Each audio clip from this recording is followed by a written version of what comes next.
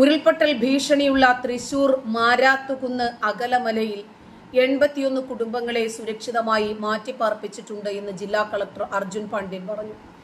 ജില്ലാ ഭരണകൂടത്തിന്റെ അനുമതിയില്ലാതെ കുടുംബങ്ങളെ തിരിച്ചു വീടുകളിൽ എത്തിക്കില്ല. പ്രദേശത്തെക്കുറിച്ച് വിശദ പഠനത്തിനും നിർദ്ദേശം നൽകുമെന്നും ജില്ലാ കളക്ടർ പറഞ്ഞു. പ്രത്യേകിച്ച് ഇത്തരം ദുരന്ത ഭൂമിയായി കണക്കാക്കപ്പെട്ടിട്ടുള്ള ഭാഗങ്ങളിൽ എപ്പോഴും ഒരു നിരീക്ഷണം സർക്കാർ വക സംവിധാനങ്ങളിൽ നിന്നുണ്ടാകണം. ഒരു പക്ഷേ അങ്ങനെ ഒരു മുൻകരുതൽ ഉണ്ടായിരുന്നെങ്കിൽ നൂറുകണക്കിന് ആളുകളുടെ മരണത്തിന് വയനാട് നമ്മൾ സാക്ഷിയാകില്ലായിരുന്നു. ഇന്നും കാണാതായ 200-ൽ പരം ആളുകളെ തേടി അലയില്ലായിരുന്നു.